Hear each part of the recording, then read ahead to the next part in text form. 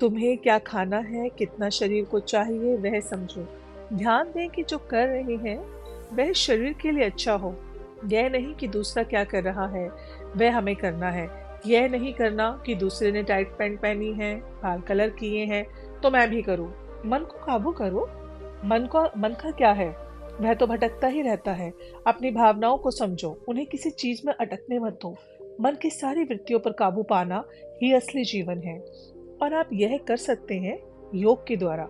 योग से ही आप अपने जीवन में आनंद की स्थिति को प्राप्त कर लेते हैं। फिर चाहे कोई बड़बड़ा कर जाए, आपको कोई प्रभाव नहीं पड़ेगा। आपकी सोचने की क्षमता बढ़ जाएगी, एकाग्रता आ जाएगी, आपका जीवन आपके हाथ में होगा।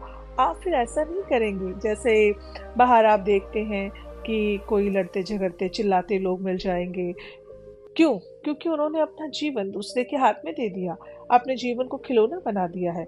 अब जो जैसा चाहे वैसे आपको चलाएगा, जैसे कि गुस्सा दिलाना, प्यार दिलाना, हंसाना, चाहे जैसे भी वो आपको खिलौने की तरह आपको चलाएगा। लेकिन आप एकाग्र हो गए तो आपका जीवन आपके हाथ में होगा और आप आनंदित रहेंगे। योग ने प्रकृति से बहुत कुछ लिया है, इसलिए प्रकृति को बारीकी से समझें और प्रकृति से ज्यादा जुड़ें। योग योग आपको समझाता है कि आप जो कर रही हैं उसका पर्पस क्या है। यह समझो जैसे कि आप पढ़ने जा रही हैं स्कूल या कॉलेज, लेकिन वहां जाके आप लड़के या लड़कियों के साथ घूम रही हैं। फिर आपको प्यार हो गया, आप भटक गए। क्यों? क्योंकि आपको भटकना नहीं था, लेकिन क्यों भटके? क्योंकि पर्पस आप भूल गए कि आया तो पढ़ाई करने था, लेकिन रास्ता तो आप भटक गए।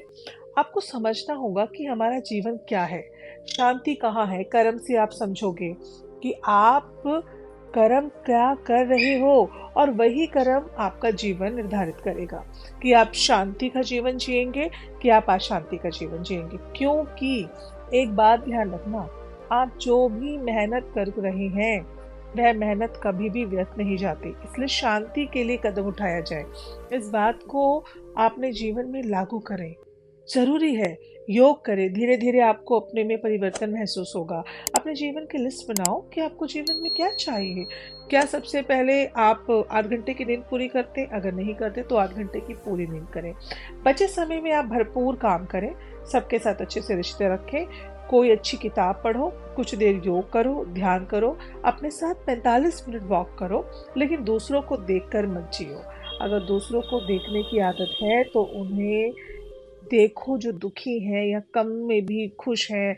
ना ऊंची उड़ान और ना दिखावे करने वाले इंसानों की बराबरी उन्हें करनी है। अगर जीवन को आसान बनाना है तो योग के दो माध्यम से आप बना सकते हैं।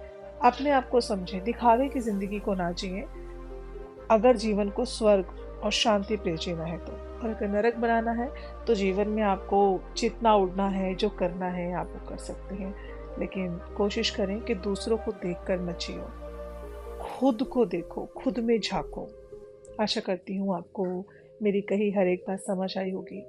यदि हाँ, तो आप चैनल को सब्सक्राइब करें, लाइक करें और ज़्यादा से ज़्यादा शेयर ज़रूर करें और चैनल में को अपना परिवार बनाएं, क्योंकि आप मेरा परिवार हैं। और जो लोग इस तरह की गतिविधियों में फंसे हुए हैं, भटक रहे हैं ना, उन तक की वीडियो पहुंचाएं ताकि कहीं ना कहीं उन लोगों में ठहराव आ सके।